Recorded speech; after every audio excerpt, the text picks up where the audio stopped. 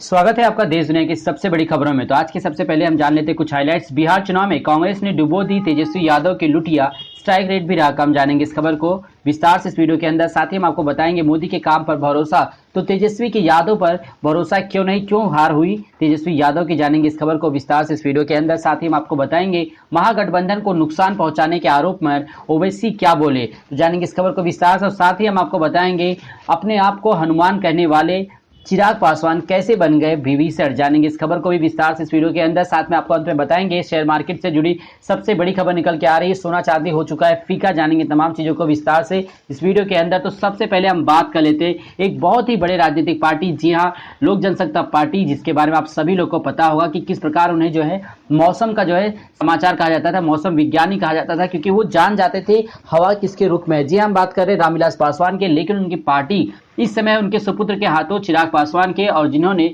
अपनी पार्टी की लुटिया डुबा दी।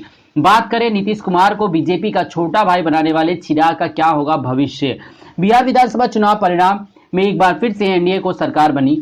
चुनाव से ऐन पहले एनडीए को छोड़ अकेले चुनाव लड़ने का फैसला करने वाले चिराग पासवान ने राज्य में जेडीयू की बीजेपी का छोटा भाई बनकर छोड़ दिया।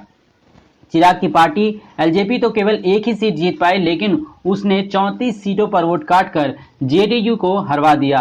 अब सवाल उठ रहा है कि बिहार में एनडीए का दामन छोड़ चुके चिराग पासवान का भविष्य क्या होगा।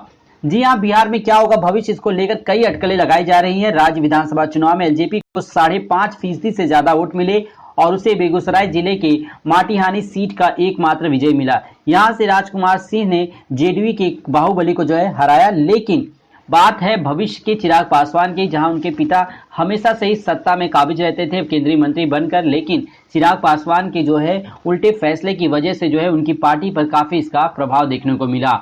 बात करें संसदीय बोर्ड की, अनुशंसा पार्टी ने 143 सीटों पर अपने उम्मीदवार खड़े किए थे। कुछ विशेषज्ञों का मानना है कि चिराग ने 2025 की राजनीति शुरू कर दी। वो अगले विधानसभा चुनाव के लिए राज्य की राजनीति में अभी से मेहनत शुरू कर सकते हैं। बिहार में बीजेपी संग करेंगे गठजोड़।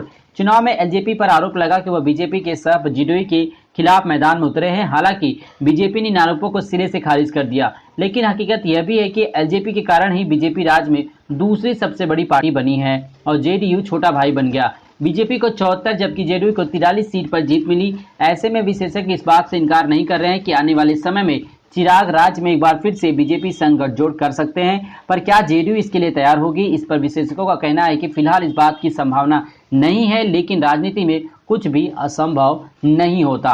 तो अब चलते हैं अगली सबसे बड़ी खबर की तरफ। जी हाँ, मोदी के काम पर भरोसा तो तेजस्वी के वादों पर क्यों नहीं, क्यों आखिर गठबंधन यानी महागठबंधन को जो है बहुमत नहीं मिला। जानेंगे इस खबर को। जी हाँ, सबसे पहली बात यह कि बिहार की जनता ने हुंकार भर दी फिर से नीतीश कुमार। बीजेपी और जेडीयू के नेतृत्व वाले एनडीए को 125 सीटों के साथ सरकार बनाने के जादुई आंकड़े यानी 122 सीट को पार कर लिया।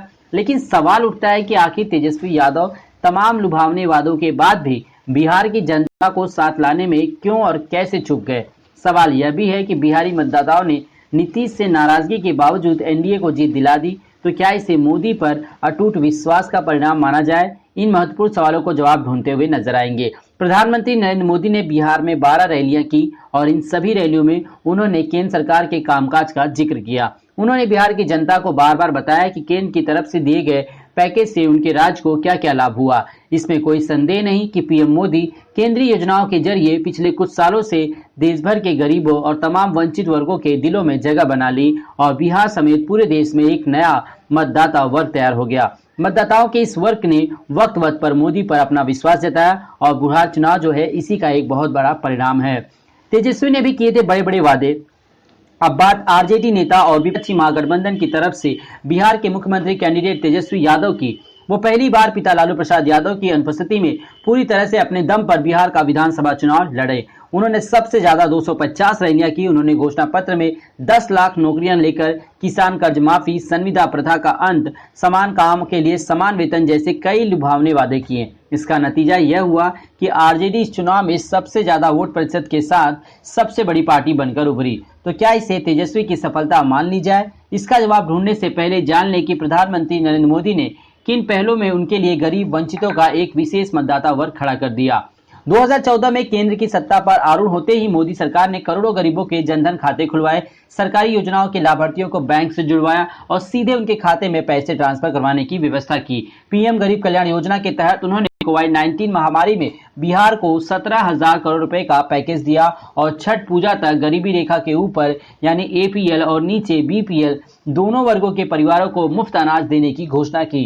मोदी ने एक रैली में इसका ऐलान करते हुए कहा, माँ तुम छठ पूजा की तैयारी करो, तुम्हारा बेटा यहाँ बैठा है और सारी व्यवस्था यहाँ से करेगा।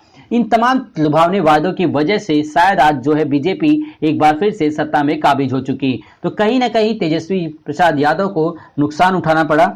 अब बात करते हैं कांग्रेस की वजह से तेजस्वी प्रसाद को क्या हुआ नुकसान। जी हां, इस बात को लेकर कई अटकलें लगाई जा रही हैं। बिहार विधानसभा चुनाव परिणाम में महागठबंधन की हार के पीछे कांग्रेस के प्रदर्शन को भी जिम्मेदार माना जा रहा है। आरजेडी की आंखें दिखाकर बिहार चुनाव में 70 सीट लेने वाली कांग्रेस महज 19 सीटों पर ही जीत दर्ज कर पाए। विशेषज्ञों का मानना है कांग्रेस ने फीसदी प्रदर्शन से तेजस्वी यादव के सीएम बनने के अरमानों पर पानी फेर दिया। इस बीच कांग्रेस ने नीतीश कुमार पर डोरे डालने शुरू कर दिए और आग्रह किया कि नीतीश राष्ट्रीय राजनीति में आए और तेजस्वी को आशीर्वाद दे।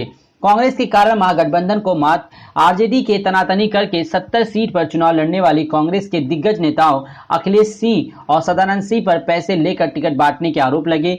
कांग्रेस पर आरोप लगा कि उसने कई जगहों पर कमजोर उम्मीदवारों को टिकट दिया, जिसके कारण एनडीए को जीत आसान हो गई। विधानसभा चुनाव के नतीजे इस बात की तस्करी करते हैं। राज्य में कांग्रेस का स्ट्राइक रेट सबसे खराब रहा। अगर विधानसभा चुनाव में कांग्रेस की जीत का प्रतिशत की बात करें तो यह महागठबंधन में सबसे खराब है। कांग्रेस से ज्यादा अच्छा प्रदर्शन हम और वीआईपी जैसे क्षेत्रीय दलों ने किया। कांग्रेस 70 सीटों में केवल 19 सीटें ही जीत दर्ज की और उसका जीत का प्रतिशत 27.1 का रहा, जबकि आरजेडी का जीत का प्रतिशत 52.8 का रहा। 2015 में कांग्रेस ने जीती थी 27 सीटें। 2015 के विधानसभा चुनाव में कांग्रेस ने 27 सीटों पर जीत दर्ज की, जबकि वह केवल 40 सीटों पर ही चुनाव लड़ी थी। विशेषज्ञों का कहना है कि अगर कांग्रेस इस बार भी उसी तरीके पर फॉर्मूले पर काम करती तो शायद आज जो है मुख्यमंत्री होते तेजस्वी प्रसाद यादव।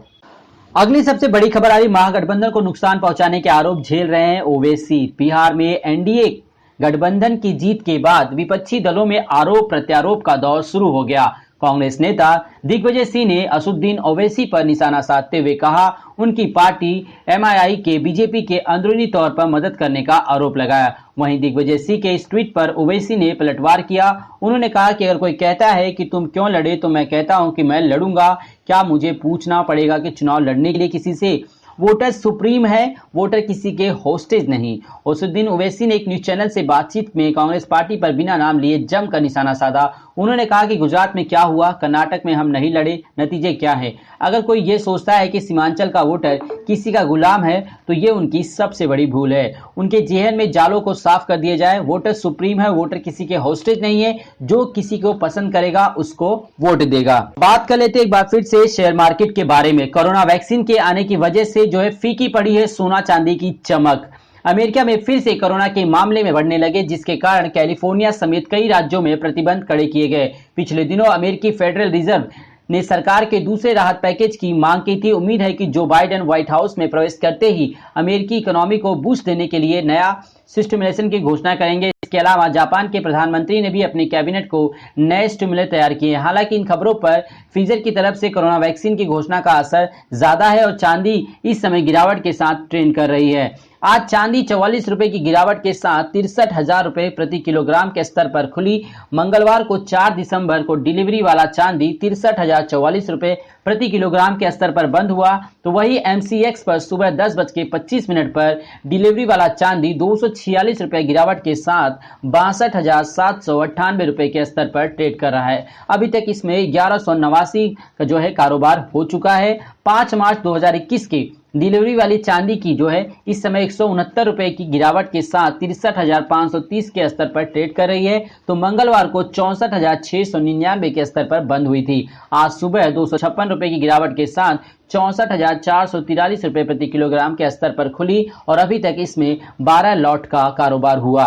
तो सोने में भी जो है काफी गिरावट आई, लेकिन सोने में अभी तक 86 रुपए की गिरावट दर्ज की जा चुकी है। अब बात कर लेते हैं खेल समाचार की तरफ से। जी हां, आईपीएल का जो संस्करण था ड्रीम 11 आईपीएल वो समाप्त हो चुका है। कल के फाइनल मुकाबले में मुंबई इंडियंस ने पूरी तरह से जो है मैच पर काबिज हो गए और एक तरफा मुकाबले में जो है दिल्ली को आसान जो है हरा दिया। जी हां, आसानी से हरा दिया क्योंकि दिल्ली के जो है विकेट जो है बहुत जल्दी शुरुआत में ही गिर गए थे और पावर प्ले में जी हां ट्रेंट बोल्ट ने जो है पूरी तरह से कमर तोड़ दी थी। उसके बावजूद जो है एक अच्छा स्कोर जो है बनाया गया था दिल्ली की तरफ से, लेकिन मुंबई इंडियंस की बल्लेबाजी जो है अपने चरम पर थी और बहुत ही आसान तरीकों से 5 विकेट से जो है उन्होंने दीज जो है दर्ज कर दी। मुंबई इंडियंस का ये 5वां खिताब है लगातार जो है 2013 के बाद से, 2013 फिर 15 फिर 17 फिर 19, और लोगों को लगा कि हर एक साल के बाद यानी जो है मुंबई इंडियंस मैच जीती और आज का ये जो मैच था यानी फाइनल मुकाबला वो शायद दिल्ली कैपिटल्स जीत सकती थी, लेकिन मुंबई इंडियंस ने जो है इस आंकड़े को तोड़ा। जी हां, वो लगातार 2 बार चैंपियन बनने वाली दूसरी टीम है। इससे पहले ये कारनामा चेन्नई सुपर किंग्स यानी महेंद्र सिंह धोनी की टीम ने कर दिखाया था। तो आज के लिए इतना ही, उम्मीद करता हूं आज का वीडियो आपको पसंद आया हो। दोस्तों वीडियो पसंद आया तो वीडियो को लाइक और चैनल को सब्सक्राइब कीजिए, वीडियो को ज्यादा से ज्यादा शेयर कीजिए। थैंक यू सो मच, मिलेंगे अपने नेक्स्ट वीडियो में।